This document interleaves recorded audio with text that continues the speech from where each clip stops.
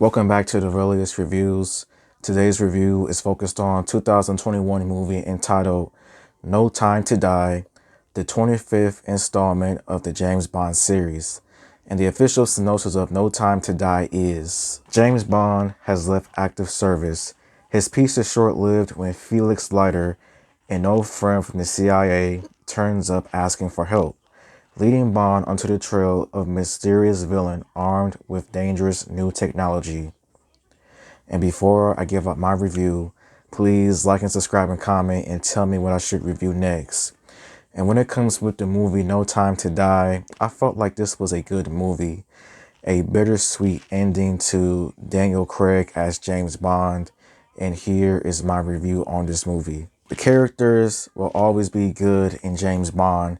Daniel Craig as James Bond did not disappoint in this movie, as a lot more was at stake when it came to this movie as well. And he just did his thing as always as James Bond.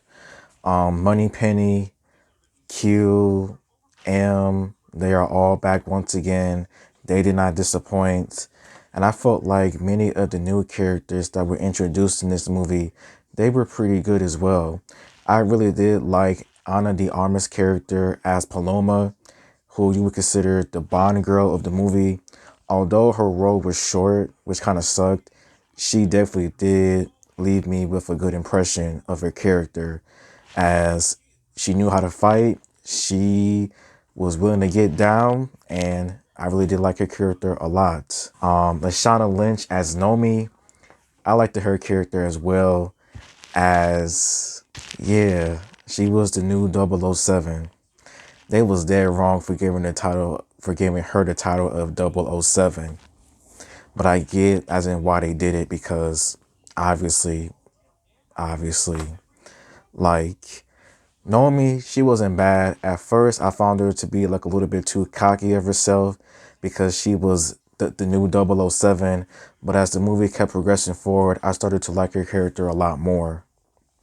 And Rami Malek as the main antagonist of the movie as Safin, I think he was a decent villain, as he showed in the very beginnings of the movie why you shouldn't mess with him, and the way that he was disfigured as well was really awesome.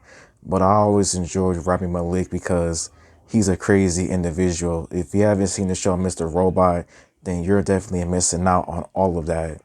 But the characters of the movie was really well done.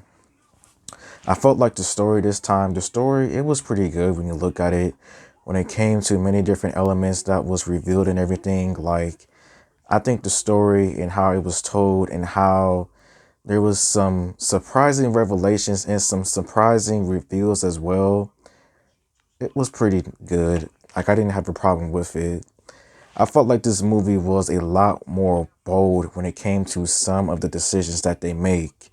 And spoiler alert, such as James Bond actually dying for real this time, and everyone actually knowing that James Bond is dead, James Bond having a kid. Like, for some reason, I just felt like those things were just extremely bold that the producers decided to go to that route and everything. I felt like the locations that was used in this movie, they were really nice as well, with how some of the scenes were shot, how some of the scenes looked and everything whenever something crazy happened, such as bad guys trying to kill Bond, action, fighting, shooting. Like, I felt like many of the locations that was chosen for this movie was pretty well done. And it's obviously been like that for the James Bond movies as well when it came to locations for the movies. And now I would say maybe the first things that I did not like about this movie was that I felt like some of the other side characters' deaths were just brushed off and not taken like serious and everything. Like Felix, Blofeld, like both of these characters dying just like that was kind of surprising.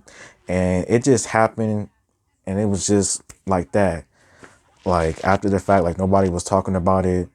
Like, I just felt like their death was just brushed off way too quickly and everything. Especially Blofeld, because he was the big bad villain of Spectre.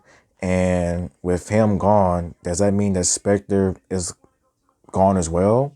Like, I don't know.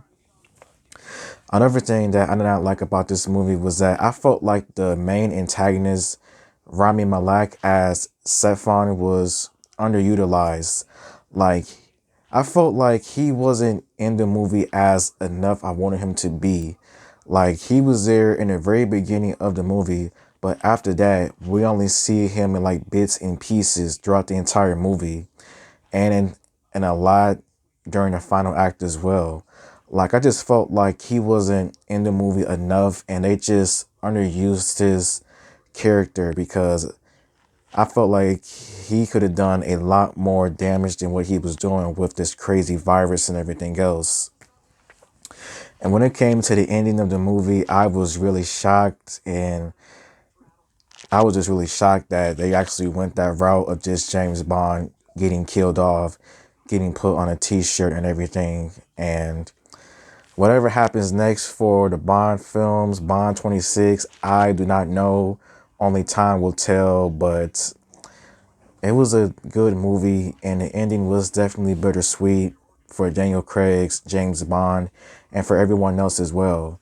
And my personal rankings for the Daniel Craig James Bond films would probably have to be Casino Royale, Skyfall, No Time to Die, Spectre, and Quantum of Solace. That's just how I see it, and how I would rate No Time to Die out of 5 stars. I would probably rate No Time to Die maybe 4 stars out of 5.